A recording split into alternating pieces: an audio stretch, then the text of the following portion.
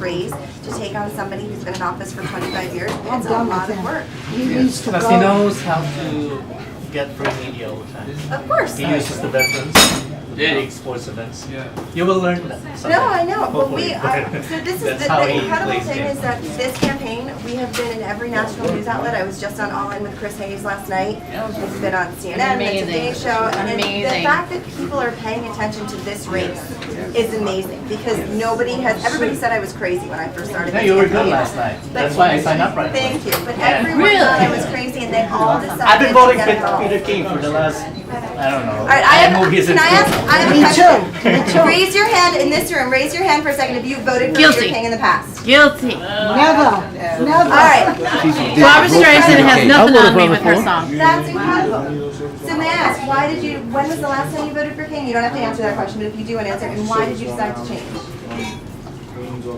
I wasn't that political, and I voted for Peter King because my 3 sons are very involved in Boy Scouts, and he is too, and he talked a good talk in that, but yeah, I do regret it. I'm in healthcare, and I write appeals to insurance companies. I am a nurse, so I know your struggles, and I want healthcare reform huge. But we're going to have to take it step by step. And I think the first thing is that insurance companies should not be for profit. Yep. And not only that, they should all have the same medical guidelines. Each insurance company has different medical guidelines. So if you had different insurance, you may not have had that issue with your son. If you had a different insurance, that's not right. It's just unbelievable how I fight every day with these insurance companies to do the right thing and pay for these people's, procedures and infusions and My insurance company, I needed a test, they didn't even know how much it was going to cost, the insurance company. And there are so many doctors who won't take the time to argue with the insurance companies because there are so many.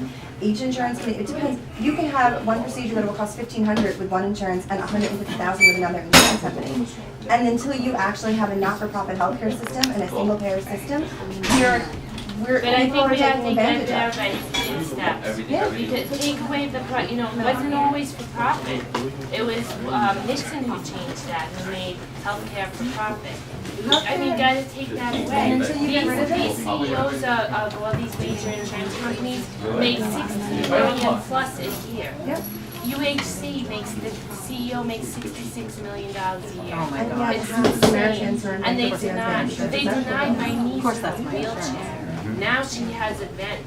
They denied her ventilator. How does someone who needs a respirator not get a ventilator? I mean, it's insane. This has to be framed as a moral issue, and we have to look at this from a moral point of view. You have to frame the conversation to appeal to people's morality. And this is where we're at. The vast majority of the money for administrative costs go to trying to deny people Yes, their medical needs and medical rights. This is an immoral way of doing things. And then they outsource. So when you call an insurance company, you call the Philippines, you call India, you call Malaysia, and you can't, the members will get somebody in the US. But not only that, they are now looking at your healthcare information, your medical history is being outsourced to other countries.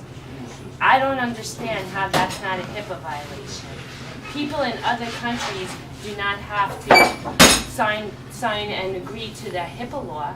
So how we're shipping other people patient information, their medical history out to other, this is what the insurance companies are doing. Yeah. Your medical information is in the hands of people in the Philippines, in Malaysia, and in India. What are they going to do with it? Huh? What would Well, they they're do? supposed to All make a kinds of decision, but how, there's that law, the Health Information Protection Act. I know what it is. But how are we gonna make somebody in India say, you have to follow this law? And now they have your health information. Well, your drugs are made in India. When you renew a prescription, find out That's where another thing. where your can't- drugs are made, people, they're and not- don't take it if they're it's not- from India or other countries like that. No, they're not made there because they have a law in here for the United States that you can't get meds outside She's of the United correct. States. That is why the pharmaceuticals Insurance make are so doing much money. It's actually better in Canada. Yes. The pricing is better and the chemicals are better. The compound. And in terms, just to respond to what you're saying, yes, it's a moral issue. It's a matter of, do we value the lives of Americans or the profits of corporate executives? There are a lot of people who won't care if you talk about that. You actually have to talk about the economic side of it. Because we have an inefficient system. We spend more money per person on healthcare than the rest of the developed world. We have the worst outcomes. We have the lowest life expectancy, the worst maternal mortality rate. If you're rich in this country, you will live 10 to 15 years longer than if you're poor. That's unimaginable. And people are in bankruptcy because of it, and most of the people who are in bankruptcy because of healthcare have health insurance. It's an inefficient system. It is hurting our economy. When you have that many people who are in bankruptcy because of healthcare bills, you need to start talking about the economic aspects of it. The Koch brothers put out a study trying to say it wouldn't be possible, and they ended up proving that it would save $2 trillion over 10 years. So there are a lot of people who won't think of the morality of it, but they will think about the economic aspect of it. And you have to talk about both because, people are not going to listen to one side. It depends how they think. Morality has a very blurry line these days, unfortunately. We have a White House. Infrastructure, our president ran on, I'm gonna boost infrastructure. So far, zero has been done. Our roads are worse, our bridges are falling apart. They have no care in the world. But it starts locally. We need to project that we care. And it also creates jobs, just how FDR was a hero, right? Yes. And what's your... So this is why I want to reverse this tax bill, because we just gave a massive tax cut to corporations and to top 1% of people in this country. Peter King actually said there's nothing wrong with cutting taxes on the wealthy. The reality is when you do cut taxes on the wealthy, you have a hell of a lot less money to invest in infrastructure. We need real tax cuts for working Americans. We need to make sure the corporations in the top 1% are paying their fair share so that we actually have money to invest in infrastructure. Our deficit right now is twice what it was when Paul Ryan took over as Speaker of the House. And that's why we don't have enough money to invest in infrastructure. We need infrastructure investments. We have roads that are crumbling. We have train stations that are crumbling. Most of the train stations on Long Island don't even have elevators for people with disabilities. We really need investment, and that's why we need to reverse this tax bill. We need the funding to actually invest in infrastructure. What about Medicare too? I read today that they want to cut back on Medicare. They said Yeah, they want to go Medicare through is Social why Security and Medicare. Medicare and Social Security are making that's why our deficit is so high because of Medicare and Social Security. But they Tax said, cuts for the wealthy. Mr. So we're Trump out of said time he's for not going to cut questions. Medicare. Was doing your TV ad. Can I get this last one? What is it? We just have one quick question and we have to go. We actually have a forum with Peter King right now, so I can't be late for that. We're here representing Does he have a cutout? the unvoiced, which is the youth. Yes. So my question to you is that I'm sitting there talking to my new friend Heather. My name is Heath. Wow.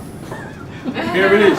Different dynamics, demographics as well. But the question becomes, we have the same problems. So I don't know what your platform is, so I'm here to listen. And I'm here to work with anybody here. We can exchange cards and information. But there's such a neglect of the services that our youth have and opportunities that are here. You're giving me two options when there really is a third, but no candidates talking about the future, which is our children. There's no programming. She just said they're hanging out in the parking lots. What do we do about that? There's no problem that's different than us until it's in my backyard. So I'm willing to work with whoever's in here. Let's get this on the table. This is something that I've actually heard from a lot of people in the community, people who want YMCAs, people who want organizations that can actually work with children for after-school programs. Because I'm a mom. I do have children. So one of the toughest times of the day is from 3 to 6 when your kids come home from school and you're not home from work yet, and what are they doing? This is why we need after-school programs. This is why we need to invest in programs. There are a lot of really great organizations that are doing work in the community that are unfunded.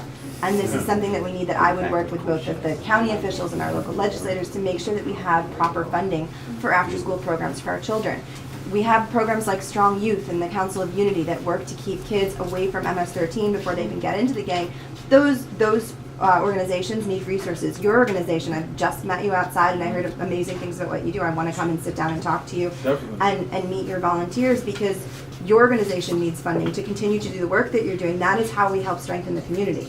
And we need to make sure that our schools are actually funded, because we do not have equitable funding of our public So schools. we can count on what you just said on tape, that you're going to come and sit and talk to us. Right? You can 100% count on that. Appreciate that. Thank you. And we have to run, so we're not right, yes? So I want to thank everyone. Thank you.